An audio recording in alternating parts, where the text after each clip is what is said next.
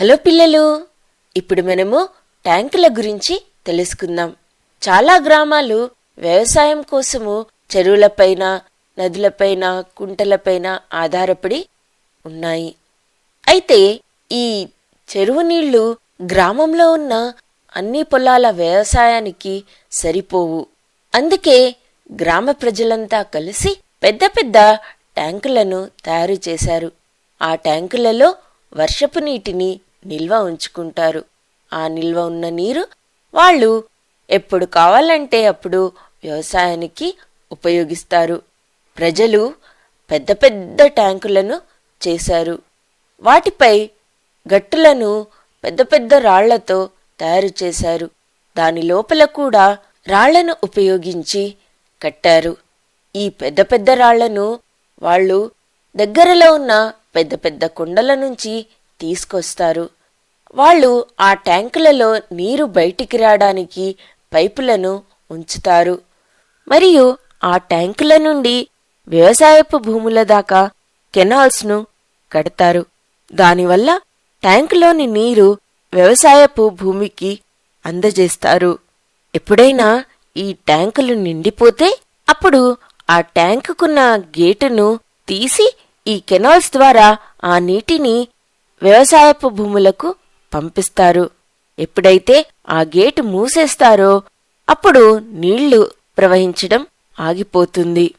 ఈ విధంగా మనము నీటిని నిల్వ చేసి వ్యవసాయానికి బాగా ఉపయోగించుకోవచ్చు. ఇలా వ్యవసాయం కోసము నీటిని నిల్వ చేయడానికి కట్టిన ట్యాంకులు చాలా ఉన్నాయి. ఉదాహరణకు వరంగల్ జిల్లాలో రామప్ప ట్యాంక్. ఈ రామప్ప ట్యాంక్ రామప్ప గుడికి దగ్గరలో ఉంది. ఈ రామప్ప ట్యాంక్ 13వ శతాబ్దంలో 24 చదరపు కిలోమీటర్ల స్థలంలో కట్టబడి ఉంది. ఈ చుట్టుపక్కల గ్రామాలకి ఇదొక్కటే నీళ్లు సరఫరా చేస్తుంది. అదేవిధంగా ప్రకాశం జిల్లాలో ఖమ్మం ట్యాంక్. ఇది ఏషియన్ ఉపఖండాలలోనే అతిపాత ట్యాంకు. ఇది నల్లమల కొండల్లో ఉంది. ఇది 7 కిలోమీటర్ల పొడవు మరియు 3.5 కిలోమీటర్ల వెడల్పు. ఈ ట్యాంకు 10,300 ఎకరాల వ్యవసాయపు భూమికి నీళ్లను అందిస్తుంది. హైదరాబాద్లో హుసేన్ సాగర్ ఉంది. ఇది మనకున్న ట్యాంకులలో ఇది కూడా ఒక పెద్ద ట్యాంక్. ఈ ట్యాంకు యొక్క గట్టు హైదరాబాద్ మరియు సికింద్రాబాద్లను కలుపుతుంది. ఈ ట్యాంకు 5.7 చదరపు కిలోమీటర్లు ఉంది. కాని చెత్త వల్ల దాని యొక్క స్థలము తగ్గింది. అలానే హైదరాబాద్లో ఇంకో పెద్ద ట్యాంకు ఉస్మాన్ సాగర్. ఇది మూసీ నదిపైన కట్టబడింది. దీనికి ఇంకో పేరు గండిపేట్ ట్యాంక్. ఇప్పటికీ కూడా ఈ ట్యాంకు యొక్క నీటిని హైదరాబాద్ ప్రజలు తాగడానికి ఉపయోగిస్తారు. ఈ ట్యాంకులు కేవలము వ్యవసాయానికే కాకుండా ఈ నీటిని మనము తాగడానికి కూడా ఉపయోగించవచ్చు. కాని తాగే కన్నా ముందు ఆ నీటిని శుభ్రపరచాలి. ఈ ట్యాంకు నీళ్లను మనము ఇళ్లకు కూడా వాళ్ళ ప్రతిరోజు అవసరాలకు సరఫరా చేయవచ్చు.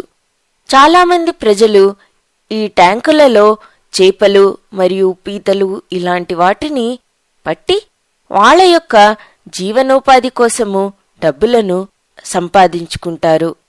కాని ఈ ట్యాంకులలోని నీళ్లు కలుషితమవుతున్నాయి. చాలా విధాలుగా ఇవి కలుషితమవుతున్నాయి. ఉదాహరణకు ప్రజలు ఈ నీళ్లలో బట్టలు ఉతుకుతారు లేదా దానిలో స్నానాలు చేస్తారు.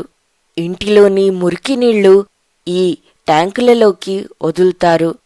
మరియు జనాలు సాయంత్రం పూట ఈ ట్యాంకులను చూడ్డానికి వచ్చినప్పుడు వాళ్ళు తిన్న పదార్థాలను ఖాళీ ఉన్న ప్లాస్టిక్ బాటిల్స్ దీనిలోనే పారవేస్తారు. దానివల్ల అవి కలుషితమవుతాయి. గుర్తుంచుకోండి, మనకు ఈ ట్యాంకు నీళ్లు చాలా అవసరము. వీటిని మనము చాలా రకాలుగా ఉపయోగించుకోవచ్చు. కాబట్టి ఈ నీళ్లను మనము శుభ్రంగా ఉంచాలి. అర్థమైందా పిల్లలు? ఇప్పటికి ఇంతే. బాయ్ బాయ్ పిల్లలు.